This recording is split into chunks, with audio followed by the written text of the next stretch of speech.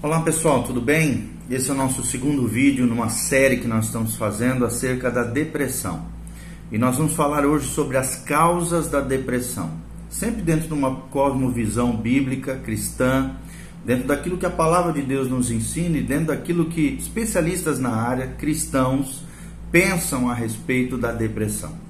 Nós temos como texto-chave do estudo, da reflexão que vamos fazer hoje, o Salmo de número 43. Onde o salmista Davi expressa tanto ali a dor, a angústia da sua alma, uma espécie de depressão, quanto o regozijo, a alegria ao descrever a seguinte situação. Ele inicia perguntando: por que estás abatida, ó minha alma? Por que te perturbas dentro de mim? São duas perguntas. E ele responde dizendo: espera em Deus, pois ainda o louvarei, a Ele, meu auxílio e Deus meu. Então essa palavra é para você que talvez esteja sofrendo com isso, ou você que quer ajudar alguém que está passando por essa dificuldade, esse abatimento de alma, essa perturbação que existe dentro de você. A palavra de Deus para mim e para você é: espere em Deus, conheça Deus, desfrute da presença de Deus, louve a Deus, adore a Ele. Ele é o teu auxílio, Ele é o teu Deus.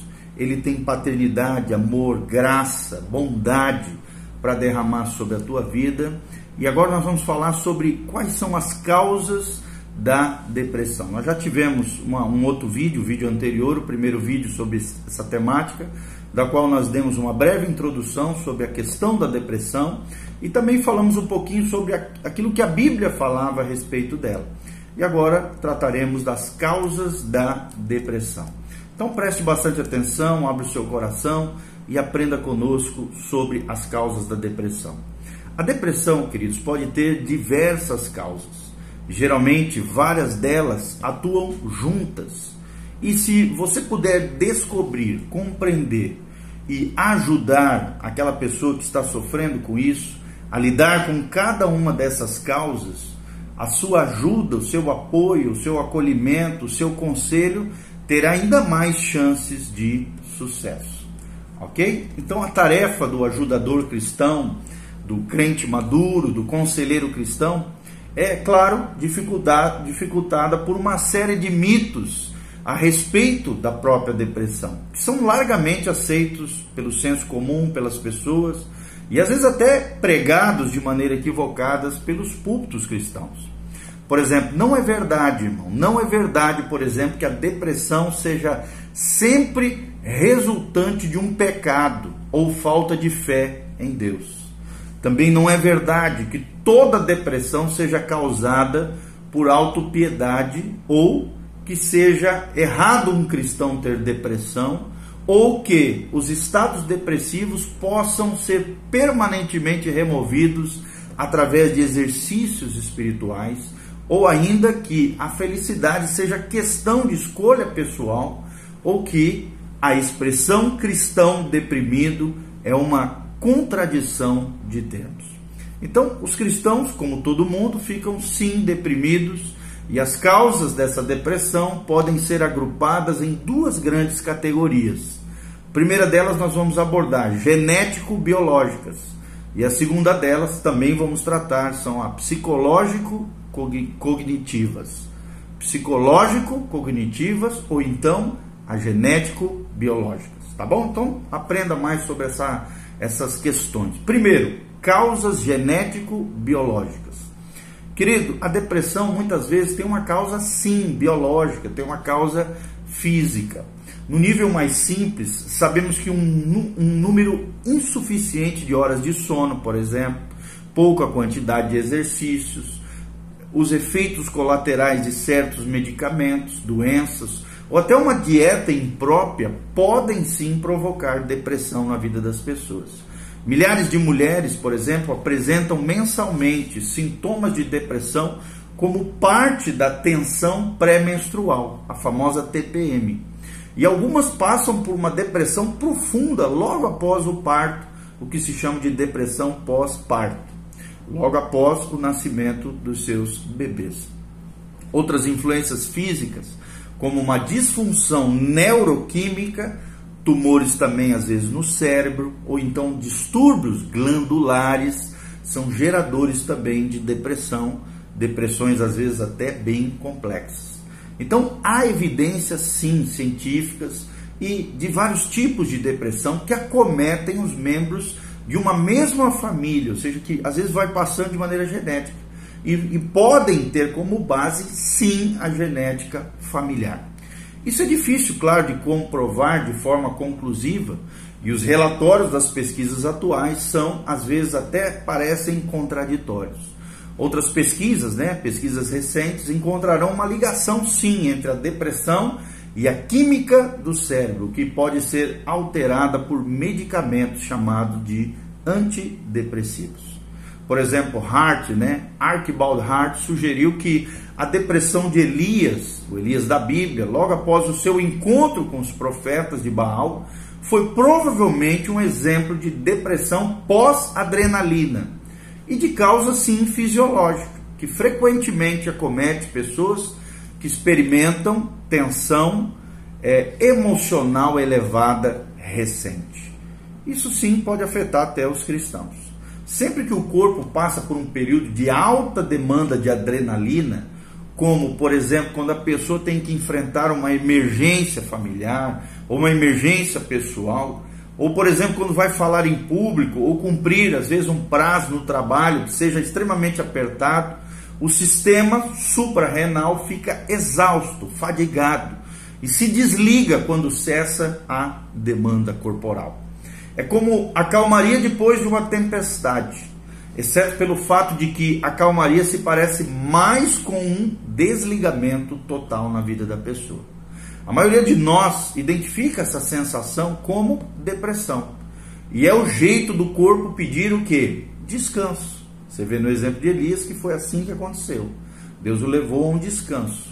E também esse descanso nos desliga de todos os interesses e acaba essa depressão profunda, quando o corpo pede descanso, ele nos desliga, o corpo nos desliga de todos os interesses e acaba esgotando a nossa energia, de modo que somos forçados a parar um tempo para que haja recuperação corporal e também emocional. Durante esse período, as glândulas suprarrenais e outros sistemas importantes são revigorados. Quanto mais tempo o seu sistema esteve em estado de demanda de energia, mais tempo levará para que ocorra a recuperação da pessoa. À medida que envelhecemos também, nosso sistema suprarrenal vai se tornando menos elástico e nós ficamos mais deprimidos depois de uma alta adrenalina. Elias, por exemplo, Elias da Bíblia, descansou e dormiu até que o seu corpo estivesse recuperado. Talvez essa tenha sido a forma que Deus escolheu para curar a depressão pós-adrenalina do profeta de Israel.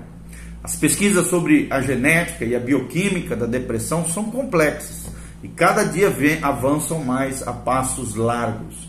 Os cientistas ainda não sabem se são os pensamentos depressivos que provocam as alterações bioquímicas ou se é um desequilíbrio químico apenas no cérebro que provoca a depressão. Um ex-presidente da Associação Psiquiátrica Americana já previu, entretanto, que a pesquisa nessa área um dia receberá o prêmio Nobel. Então, primeira causa, genético-biológicos. Genético-biológico é a primeira causa de depressão, genético-biológico. Segunda causa, que nós vamos abordar agora, são as causas psicológico-cognitivas. O que é isso? A depressão é um problema também de saúde mental e importante para cerca de 4 a 9% da população em geral. Mas esses números, infelizmente, estão crescendo radicalmente entre adultos jovens. Estima-se que 25% dos alunos das faculdades sofrem de depressão em algum momento das suas vidas. E 33% dos que abandonam o curso sofrem de depressão grave antes de deixar a faculdade. Estatísticas assombrosas como essas levaram então à conclusão de que fatores sim psicológicos de desenvolvimento, fatores interpessoais, fatores espirituais e outras influências não físicas são sim a causa de muitos estados depressivos. Eu vou mencionar alguns deles. Primeiro, causas ligadas à história de vida e à família. Causas ligadas à história de vida e à família. O que são isso? Evidências sugerem que as experiências da infância, sim, podem levar a pessoa à depressão numa fase posterior da vida do indivíduo, ou seja, numa fase adulta, de adolescente, de jovem ou então adulta. Há muitos anos, um pesquisador chamado René Spitz publicou um estudo realizado com crianças que tinham sido separadas de seus pais e criadas numa instituição para crianças abandonadas. Privadas ali de um contato amoroso e contínuo com os adultos, essas crianças mostraram que apatia, saúde precária e tristeza são sinais de depressão que podem aparecer mais tarde nas suas vidas. E é mais provável que ocorra depressão quando os pais rejeitam as crianças, sutil ou abertamente, ou quando famílias desejosas de demonstrar status fixam alvos exagerados demais ou muito rígidos. E o fracasso, então, é quase inevitável e a depressão surge com muita frequência na vida dessas pessoas. A probabilidade de que a depressão ocorra aumenta muito mais quando um dos pais luta também com esse mesmo problema. Adolescentes, por exemplo, em conflito, que é muito atual, muito corriqueiro nos dias de hoje, conflitos com seus pais, adolescentes em conflito com seus pais, adultos jovens também que têm dificuldade de conquistar a própria independência, pessoas que cresceram em lares instáveis, estudantes de nível superior com opiniões negativas sobre a própria família, são mais inclinados à depressão. Esses fatores nem sempre levam à depressão, mas podem sim aumentar a probabilidade de que uma manifestação grave da doença venha a surgir mais tarde na vida desses indivíduos. Segundo, estresse e perdas importantes na sua vida. Estresse e perdas importantes. O que é isso?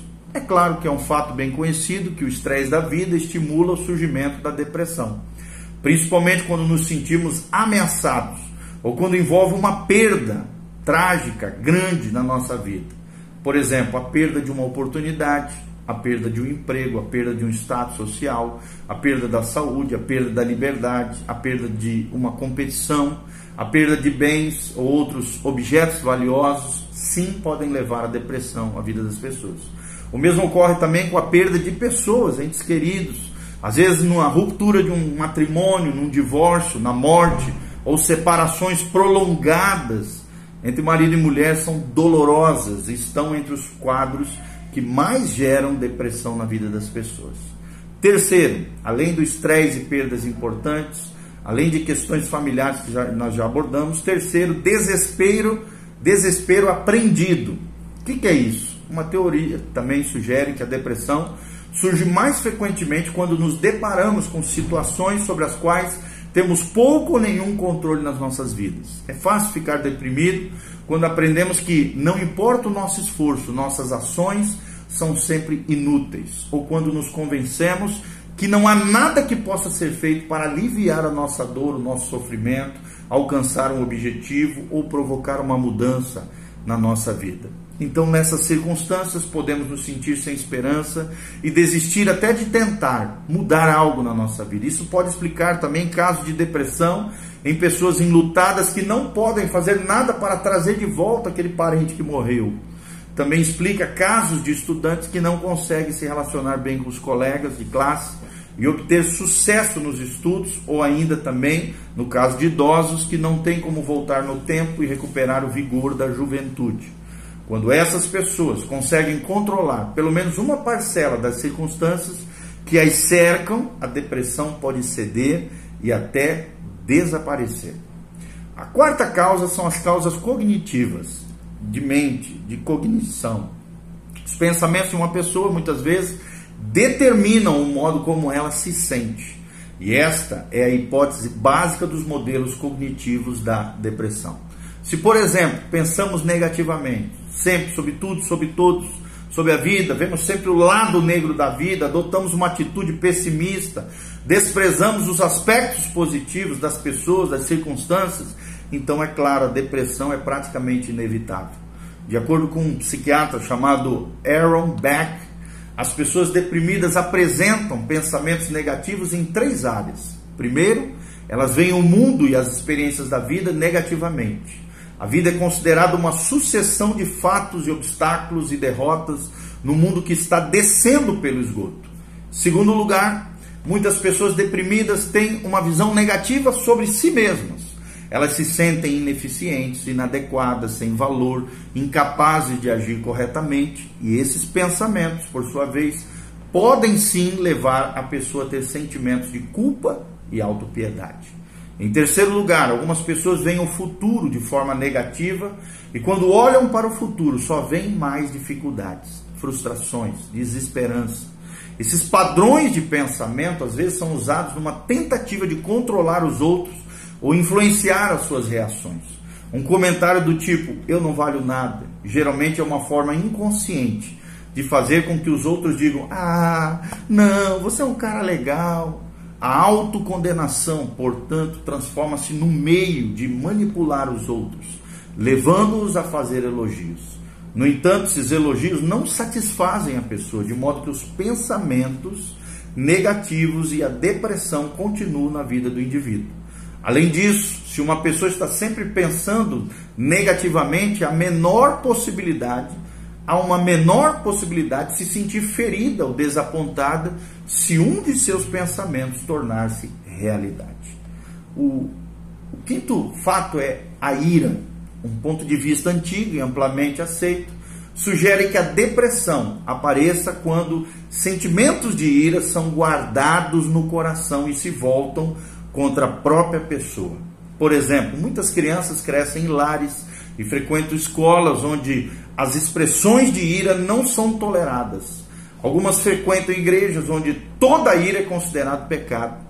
Existem pessoas que estão convencidas de que não deveriam nem sentir raiva e, portanto, quando surge qualquer sentimento de hostilidade, elas o renegam.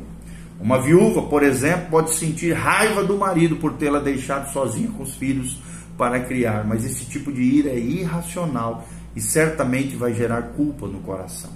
Por causa disso, a raiva é reprimida e guardada no coração.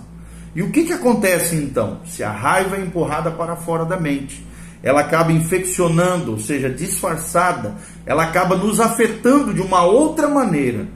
E o processo é dor, acaba gerando raiva, a pessoa acaba escondendo a dor, isso acaba gerando vingança, onde se esconde a dor e a raiva, e isso pode gerar uma ação destrutiva, pode gerar sintomas psicossomáticos, ou pode gerar também a depressão, onde se esconde a dor, a raiva e o desejo de retalhar as pessoas, ok?